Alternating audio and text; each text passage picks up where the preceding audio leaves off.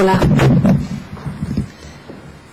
Buenos días tanto al consejero como al resto de su equipo y, como siempre, en su caso, quiero comenzar este turno de preguntas agradeciéndole personal y sinceramente el tono y el talante al que nos tiene acostumbrados y, en este caso, especialmente el esfuerzo por responder de manera acotada y concreta a las preguntas que le hacemos desde los diferentes grupos parlamentarios. Han hecho referencia con anterioridad a varias cuestiones sobre las que quería preguntarle. Voy a intentar centrarme en algunos aspectos que me gustaría que me aclarara. Respecto a la convocatoria de plazas docentes para el año que viene, en 2016, se ha comprometido, ya lo había hecho anteriormente y hoy lo ha reiterado, su voluntad de sacar el máximo de plazas permitidas por la tasa de reposición, que el año que viene será por primera vez el 100% después de varios ejercicios.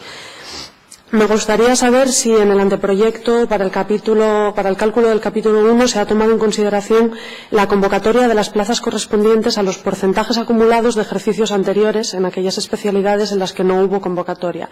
De cara al año que viene se podría convocar, por tanto, no solo el 100% correspondiente al ejercicio, sino los porcentajes aún más bajos de especialidades que, como digo, no se han convocado durante los últimos años. Sí, señoría. Yo también agradezco el tono siempre correcto y preciso de sus respuestas. Para esta cuestión precisa le podía contestar, pero el director general le va a responder con mayor precisión, si cabe. Gracias. Buenos días. Roberto Suárez, director general de Personal Docente y Planificación Educativa. Corríjame, creo haber entendido la pregunta, pero si no me lo comento, lo preciso. El ámbito de la Consejería de Educación se han convocado oposiciones en el año 2013 con una tasa de reposición del 10% y en el año 2014 con una tasa de reposición estatal del 50%. Este año 2015 también se han convocado oposiciones con la misma tasa de reposición y en el año 2016 el planteamiento es convocar oposiciones dado que la tasa de reposición llega al 100%, que nos permite sacar exactamente que no más que las plazas que finalicen a 31 de diciembre, jubilaciones, fallecimientos y otro tipo de salidas. Bien, hecho este contexto, en la convocatoria del año que viene no se pueden acumular ofertas de empleo público anteriores porque ya han sido ejecutadas esas ofertas de empleo público. Es decir, nosotros no hemos dejado ningún año sin ejecutar oferta de empleo público. Quedó nada más el año 2012 y el año 2013, que además eran años donde las tasas de reposición eran tan nimias, 10%, que incluso los procedimientos selectivos serían de 18, de 15, de 20 plazas. Pero digo, el 13, el 14 y el 15 se han convocado oposiciones. El Estatuto Básico del Empleado Público recoge que se permiten acumular ofertas de empleo público por un periodo de 3 años. Con esta explicación que he dado, que creo que se refiere a lo que usted comentaba, señoría, queda claro que nosotros no tenemos ningún tipo de oferta de empleo público anterior a acumular porque hemos agotado siempre que se ha podido las ofertas de empleo público. En educación nunca se han aprobado ofertas de empleo público que no se ejecuten en el año, como sí ocurre en otros ámbitos de la Administración. Muchísimas gracias por la explicación. Me queda entonces una duda. ¿Quiere decir que las plazas que se convocaron en ejercicios anteriores haciendo uso de la tasa de reposición lo que hicieron fue acumular en algunas especialidades el total de las plazas? Por lo tanto, hubo algunas especialidades donde no se repusieron esas plazas y digamos que de alguna manera se perdieron porque se amortizaron en especialidades diferentes. Bueno, preciso. Roberto Suárez, director general de Personal Docente y Planificación Educativa. Perdón que se me olvidaba. A ver, lo que quiero decir es que en ningún caso se perdieron plazas en el ámbito docente, en ningún caso. Siempre hemos utilizado todo lo que se nos ha permitido. Lo que sí hay es en cada año, en cada curso escolar, en cada año natural a efectos de la convocatoria de oposiciones, una decisión por parte de la Consejería, decisión que se basa evidentemente en la planificación para, por ejemplo, este año 2015, 188 plazas en el cuerpo de maestros, decidir esas 188 plazas que venían de una tasa de reposición del 50% en 2014, decidir por planificación en qué especialidades del cuerpo de maestros considerábamos que era más importante generar esa oferta de empleo. Nunca se han perdido plazas y lo que sí hay, igual que va a haber el año que viene, hay una decisión de planificación. En el ámbito de enseñanza secundaria, de formación profesional y del cuerpo de maestros hay muchísimas especialidades. muchísimas, casi 100 especialidades generalizando. Lo que hay que hacer cada año es decidir si yo tengo, por ejemplo, el próximo año 400 plazas, que es lo que me permite la tasa de reposición. En el ámbito de la planificación se deciden con unos criterios objetivos que se recogen en el acuerdo de Consejo de Gobierno por el que se aprueba la oferta de empleo, se deciden en qué especialidades se va a orientar esa oferta de empleo. Y nosotros, señoría, complementando lo que ha dicho el director general, hemos adelantado esa comunicación referida con los criterios establecidos a qué especialidades o sobre qué especialidades vamos a convocar concurso, oposición o proceso selectivo, que son esas 31 especialidades anunciadas. Y el número de plazas de cada una de ellas estará en función, como hemos dicho antes, de lo que resulte a 31 de diciembre. Gracias de nuevo por la explicación tan clara y concreta. Recientemente se dio un debate en esta Junta General sobre la necesidad de abordar la problemática del alto porcentaje de interinos que tenemos en Asturias. Entonces se plantearon y aprobaron una serie de medidas orientadas a su reducción mediante la estabilización de plantillas. ¿En qué estado está dicho proceso y con qué recursos cuenta en este anteproyecto? Respecto a eso, en este momento yo no sé otro plan que el que se deriva de la estabilización por medio de la convocatoria de oposiciones a la que nos hemos referido anteriormente. Por lo tanto, es la única vía prevista y establecida presupuestariamente para dotar de estabilidad a los interinos mediante la convocatoria de concurso oposición.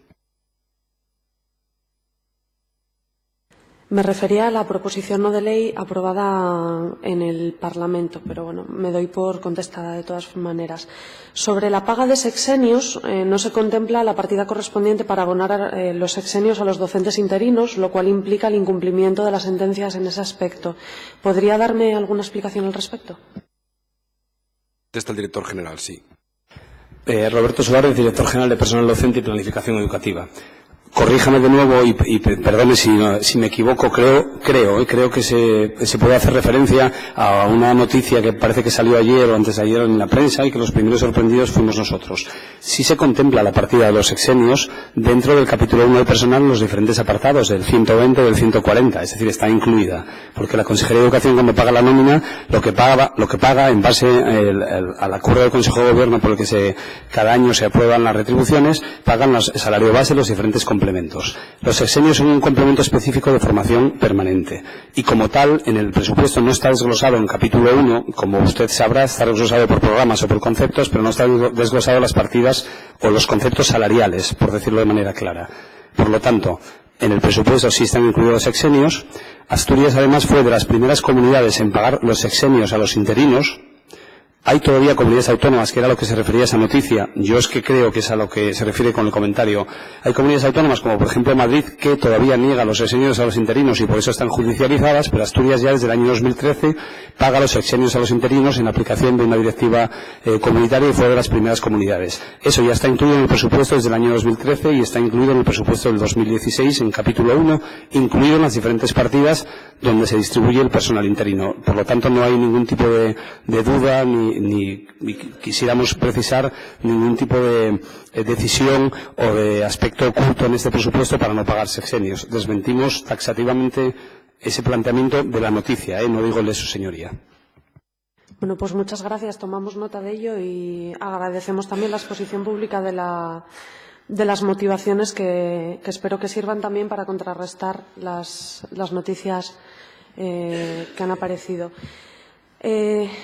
De igual modo que en la pregunta anterior se presentó en este Parlamento una interpelación en torno a la inclusión de nuevas especialidades relativas al patrimonio musical asturiano en los estudios de conservatorio, concretamente aquellas relacionadas con la música y danza tradicional, así como el desarrollo del ciclo superior que ahora mismo está paralizado. En ella se planteó la necesidad de iniciar el proceso inmediatamente por los problemas que está suponiendo para alumnado y profesorado. El señor consejero manifestó su acuerdo sobre los puntos expuestos en aquel momento y posteriormente me informó sobre su voluntad de iniciar el proceso con carácter inmediato. Me gustaría saber en qué punto se encuentra esta cuestión y, a colación de ello, si se han contemplado los recursos presupuestarios necesarios para su desarrollo. Sí, señoría, le informo con detalle. A raíz de aquella pregunta y al día siguiente hablé con los directores generales de ordenación académica y formación profesional para que hicieran un estudio tanto de la situación de esos estudios de gaita en el conservatorio en nuestra comunidad autónoma como la situación del profesorado y también en otras comunidades autónomas colindantes.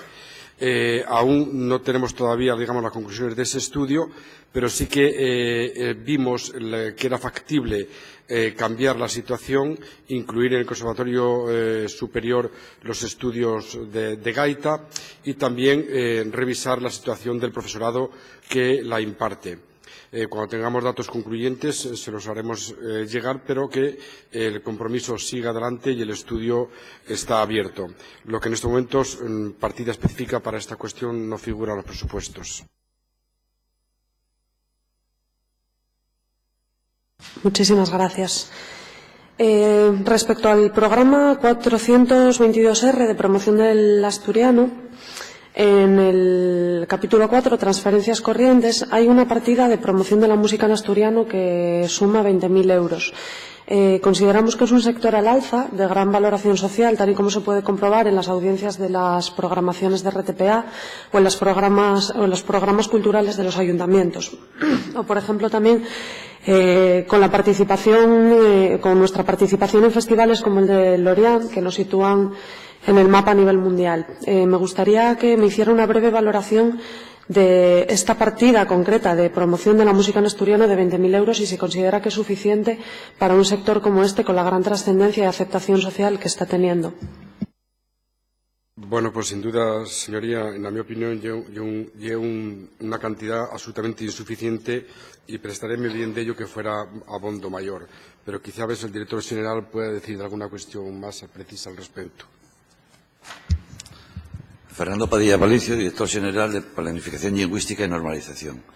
Efectivamente, como dice el consellero, las subvenciones en concurrencia competitiva para los proyectos presentados de música vienen dándose en base a los proyectos que se presentaron en los últimos años.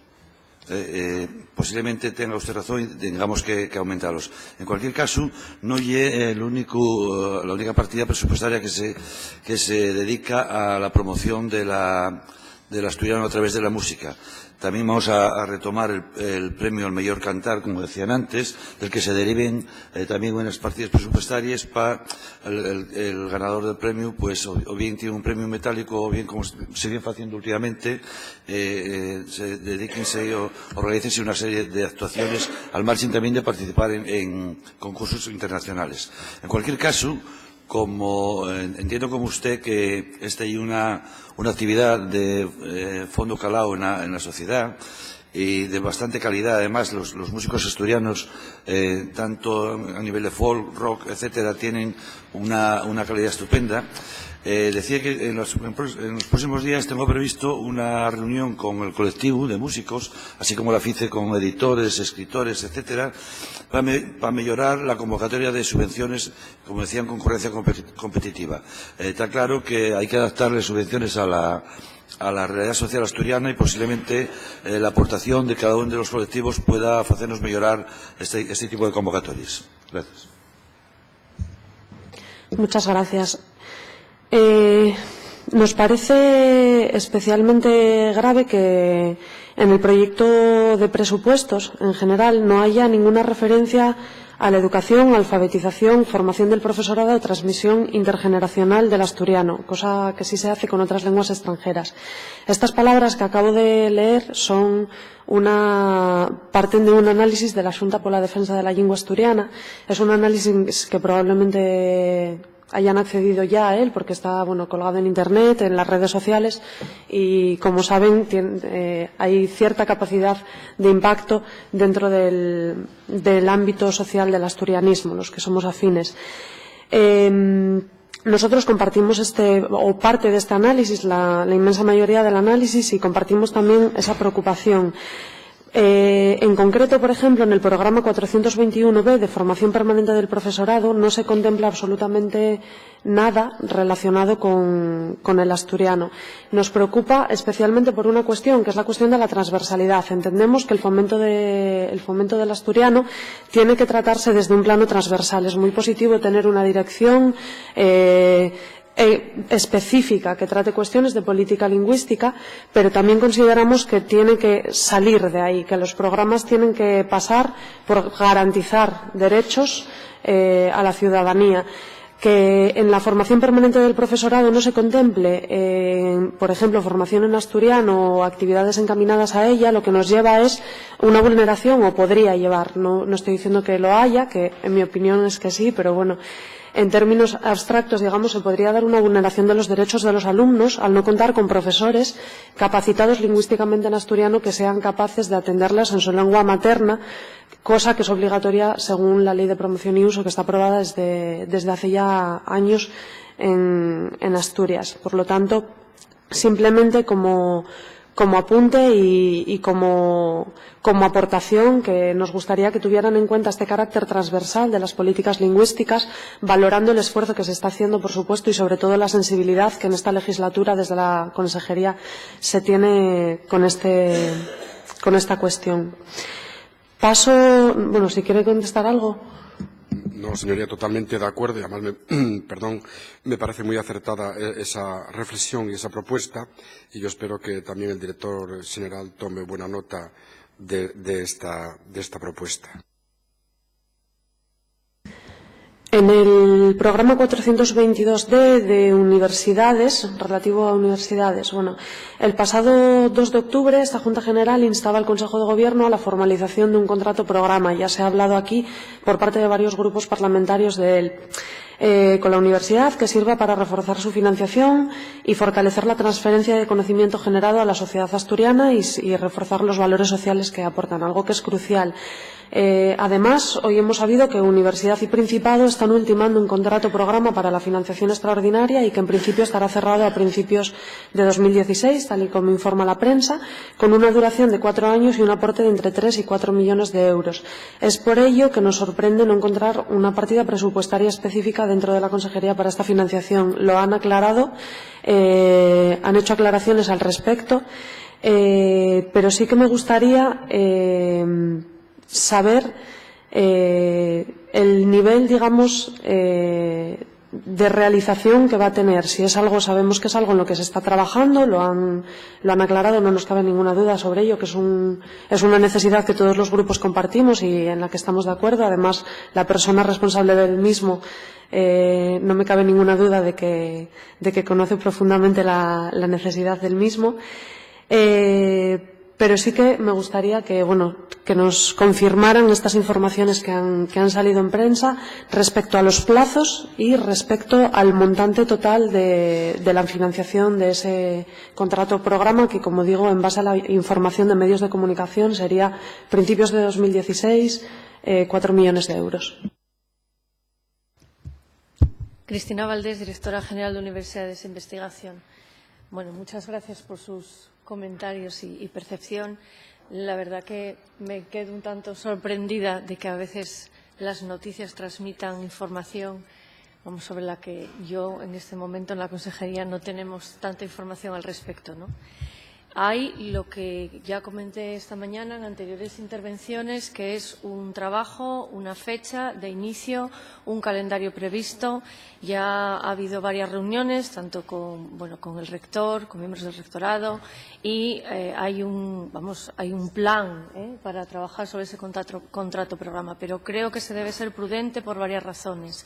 Hay que respetar la autonomía universitaria, ya también aludí a ella. Va a haber un cambio de gobierno en la universidad y, por tanto, se irá trabajando hasta ese mes de marzo, mes de abril, y se continuará en ello. Y un contrato programa es algo muy amplio, que efectivamente, como usted bien decía, implica una financiación por objetivos, pero que es algo mucho más ambicioso que lo que es el convenio del que ahora se dispone. Por tanto, yo no estoy en disposición ahora mismo, no estamos en disposición ni de comprometernos a dar unas cifras exactas y concretas, porque no las hay, ni tampoco de que a principios del año 2016 esté finalizado ese contrato programa. Intentaremos, desde luego, avanzar lo más posible. ¿Le he contestado? Sí, muchas gracias. Le estoy pidiendo, bueno, me habían pasado el link, le acabo de pedir a un compañero por Telegram que me lo vuelva a mandar porque no recuerdo de qué medio de comunicación era para mostrárselo, y de la misma manera que en el caso anterior agradezco la explicación. Muchas veces los medios de comunicación pues generan información que muchas veces los propios implicados no estamos al tanto de ella. Entonces, bueno, agradezco sinceramente la explicación y quedamos entonces a la espera de que tengan esa información y que nos la puedan trasladar lo antes posible por la importancia de ese contrato programa que ya ha quedado de manifiesto en el Parlamento en varias ocasiones que es necesario. En el ámbito de cultura, nos gustaría saber si existe algún crédito de gasto para hacer frente a las obligaciones con los acreedores concursales de la Fundación Centro Cultural Internacional Oscar Niemeyer en cumplimiento del convenio derivado del concurso aprobado por sentencia el 27 de marzo de 2013. Sí, es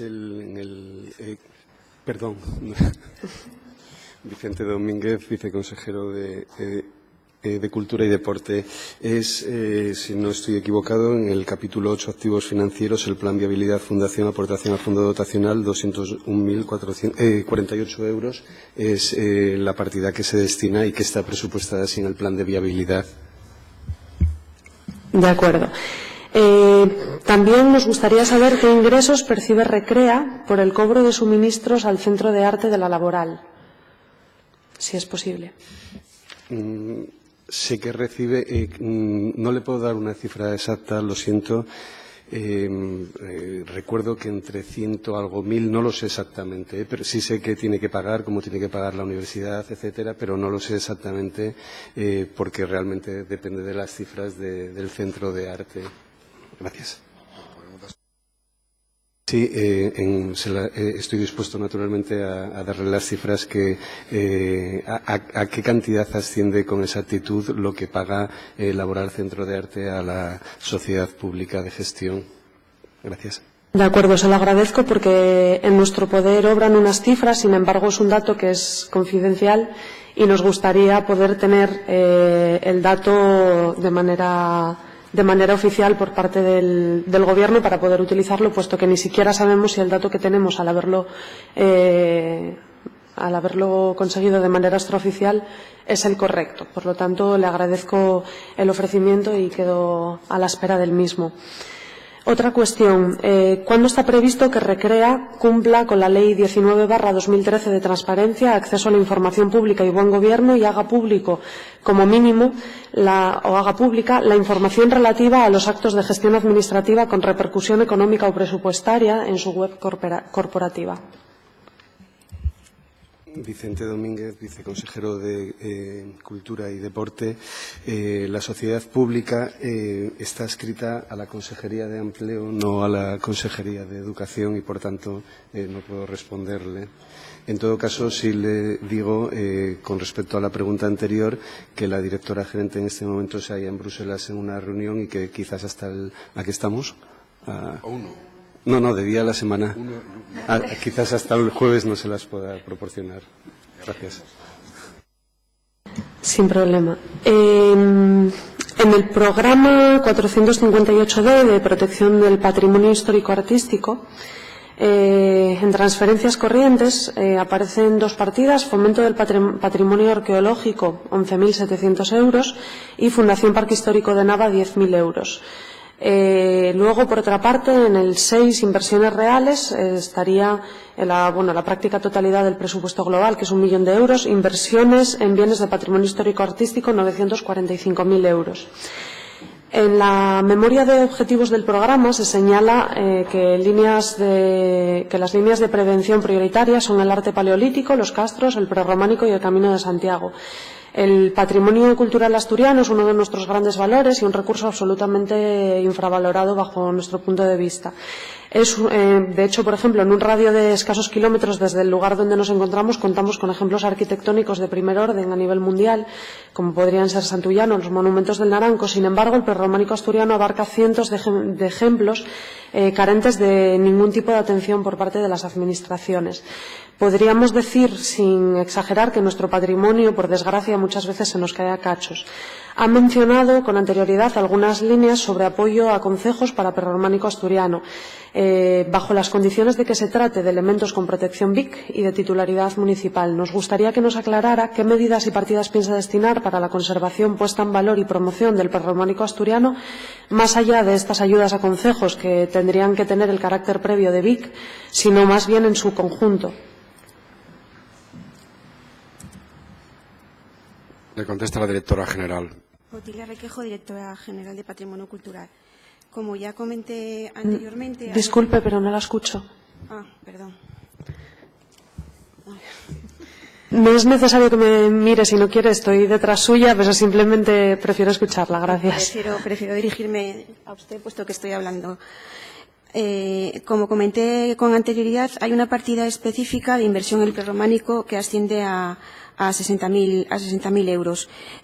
También hay otras partidas, como la 212, relativa a la conservación preventiva en patrimonio cultural, que se incrementa en 10.000 euros y que está destinada a acometer labores urgentes en la restauración e intervención en bienes de interés que lo precisen.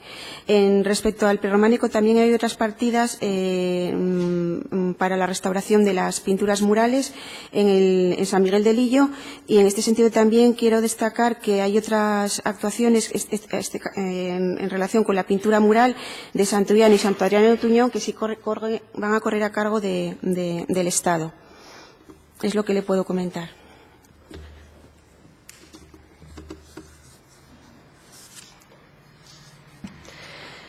Precisamente a lo que me refería era al conjunto del prerrománico asturiano. El prerrománico, somos conscientes de que, aparte de un valor y una oportunidad, constituye a nivel económico un problema, porque abordar la conservación, restauración, promoción de un patrimonio tan vasto es realmente, en su conjunto, el conjunto del prerrománico, inasumible para ninguna administración. Somos conscientes de ello, pero la pregunta precisamente iba más destinada a ello, a alguna actuación encaminada a actuaciones concretas en edificios que no sean, digamos, edificios estrella, ¿no? San Miguel de Lillo, por ejemplo, otro tipo de edificios que están en zonas más apartadas y que normalmente suelen caer un poco más en el olvido. Repito, somos perfectamente conscientes de la limitación presupuestaria que existe y sobre todo del amplio ámbito de actuación que requeriría algo como este patrimonio.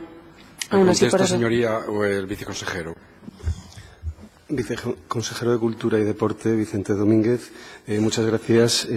Sobre lo que ha dicho la directora general de Patrimonio Cultural, quiero añadir algo que una vez que empiezas a manejar los presupuestos visualizas y que por los conceptos en muchas ocasiones no salen a la luz. Es cierto que esas partidas están destinadas a la ejecución de obras concretas, pero la inversión en prerrománico va más allá de lo que aparece en estas partidas, puesto que en la medida en la que se están destinando recursos de la Consejería técnicos para la realización de estudios, informes, etcétera, pues obviamente al final la inversión es mucho mayor de la que aparece reflejada en esas cifras más limitadas, y teniendo en cuenta además que tanto esta partida como la que tiene que ver con el Camino de Santiago sí que es muy transversal en la medida en la que intervienen otras consejerías como Turismo, que todo lo que se haga de promoción de turismo es incidir en la promoción del prerrománico y del Camino de Santiago, y del otro patrimonio mundial que tenemos, el arte rupestre, y también en obras, todo lo que no aparece reflejado en este presupuesto. Pero sí que es cierto que una gran parte de la actividad o de las gestiones que se hacen son de conservación y preservación, y el problema de este tipo de actuaciones es que no concluyen o no tienen como resultado algo tangible o visible, sino precisamente que se acometen para evitar que se vea precisamente muros que se caen y pinturas que desaparecen. Gracias. Gracias por la precisión, porque creo que, por desgracia, pocas veces ponemos en valor la importancia de los recursos humanos al margen de los económicos para este tipo de cuestiones y, desde luego, en todo lo que tenga que ver con protección del patrimonio no solo hace falta dinero, sino también profesionales que aporten conocimiento, que al final es a partir del cual se pueden acometer este tipo de políticas, con dinero, por supuesto, pero también con investigadores y con profesionales del área. Por otra parte, y respecto al patrimonio, hay otro al que desde la Consejería, bajo nuestro punto de vista, no se le ha prestado la suficiente atención, tanto por su singularidad como por su relevancia. Me estoy refiriendo al patrimonio etnográfico y, más concretamente, a la arquitectura tradicional. Como supongo que sabrá, los expertos estiman que Asturias cuenta a día de hoy, a pesar de la dejadez de décadas, tanto por parte, digamos, de la sociedad en su conjunto, porque es un patrimonio que socialmente no está muy valorado, con unos 10.000 ejemplares de hórreos y paneras. Y es una estimación porque hasta el momento no ha habido ninguna iniciativa, digamos, seria de realizar un inventario de los mismos, más allá de las catalogaciones parciales de los catálogos urbanísticos municipales, teniendo en cuenta además que muchos concejos siguen sin contar con él y que además la elaboración de los propios catálogos urbanísticos ha tenido un proceso, digamos, diferente en cada ayuntamiento, en cuanto a la metodología utilizada como a los niveles de protección. En la misma memoria que comentaba antes, se señala que se realizarán estudios temáticos de catalogación que sirvan de base para la incoación de expedientes de inclusión en el inventario de patrimonio cultural. En este sentido, consideramos que no solo es prioritario, sino también urgente acometer la elaboración de un catálogo de hórreos y paneras. Se contempla la inclusión y el aumento de partidas para acometer la realización de un catálogo específico dentro de estos catálogos generales de los que hablan en la memoria, para poner en valor este patrimonio como instrumento previo de gestión del mismo. Sí, lo que le puedo comentar es que ya existe un catálogo exhaustivo de hórreos de la zona de Villaviciosa y de los hórreos belluscos. Y en este sentido lo que le quiero comentar es que ya se han puesto en marcha, ya se están realizando las gestiones para convocar a la Comisión de Patrimonio, que a partir del desarrollo del reglamento de la Ley de Patrimonio Cultural tiene que ponerse en funcionamiento. Ya nos hemos puesto en contacto con profesionales especialistas en los distintos tipos de patrimonio etnográfico, no solo los hórreos, sino también la cultura inmaterial. En este sentido también le comento que hemos asistido a los planes nacionales de patrimonio que desarrolla el Ministerio de Cultura, y estamos en coordinación para poder establecer las bases de actuación. De lo que se trata es de reunir a expertos y a investigadores para que sean ellos los que determinen las líneas de protección, porque yo creo que es el momento, estamos convencidos de que es el momento de pasar de la protección indiscriminada a la protección rigurosa, y para poder, lo que comentaba usted, proteger adecuadamente estos bienes patrimoniales. Lo que sí le adelanto es que esta comisión se va a poner en funcionamiento antes de final de año, y ya podremos adelantar los planes de trabajo y los plazos de actuación.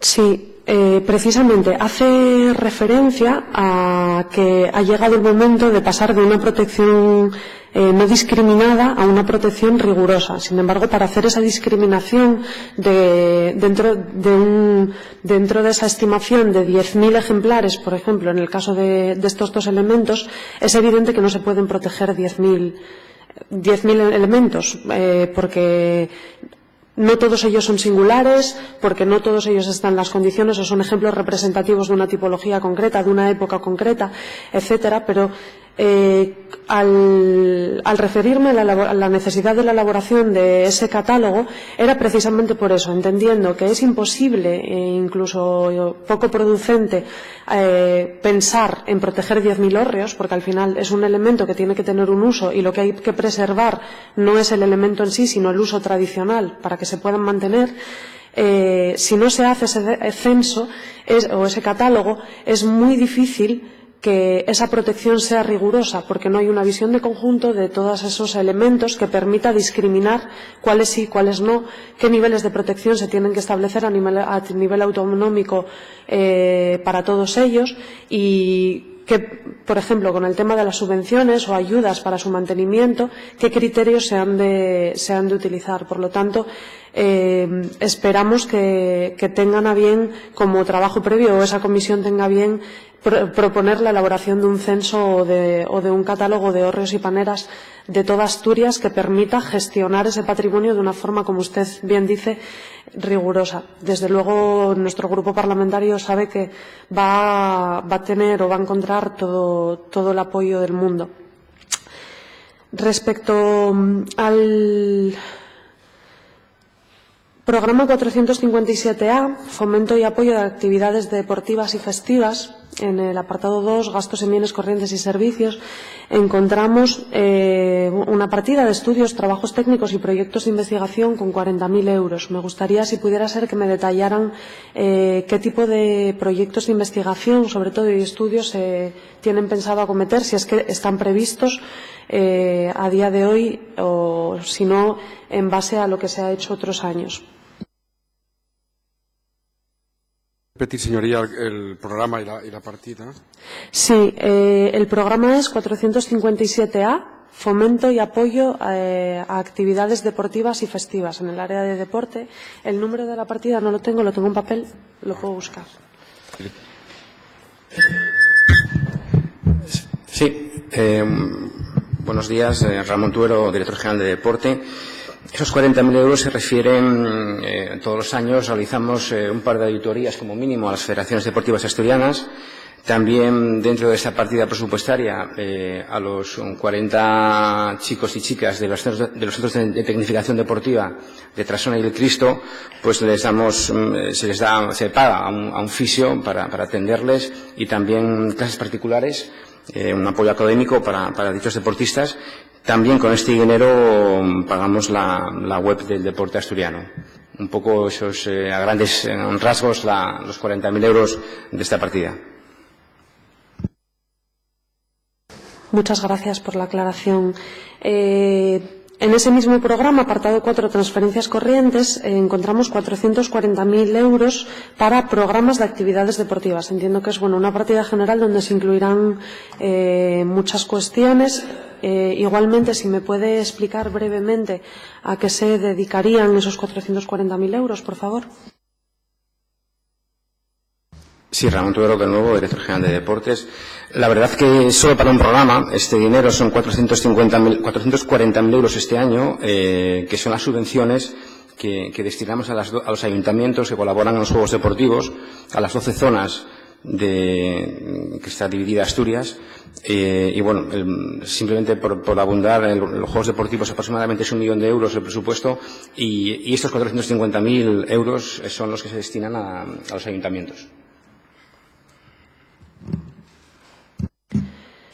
De acuerdo, gracias. Entonces, existen 3 programas dentro del área de deportes en estos presupuestos, y en función de lo que me ha comentado, lo que veo es que no hay programas de políticas activas destinadas a la incorporación de la mujer a todos los ámbitos deportivos, fomento del deporte salud, campañas contra el racismo, la xenofobia y la intolerancia en el deporte, todos ellos compromisos adquiridos a la comparecencia de inicio de legislatura.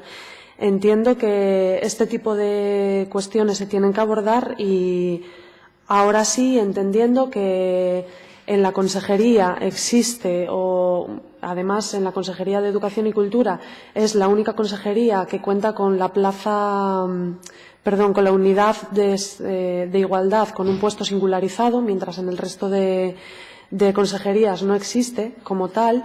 Me gustaría que me explicara, en primer lugar, el consejero cómo piensa abordar estos aspectos, por la importancia que tienen, sobre todo, no solo en el ámbito deportivo. Evidentemente puede contestar la persona, el profesional, entiendo, al cargo del área de deporte, pero entendiendo que es algo que no tiene unas implicaciones meramente deportivas, sino sociales, culturales y educativas, porque el deporte tiene un componente educativo fundamental y de cohesión social.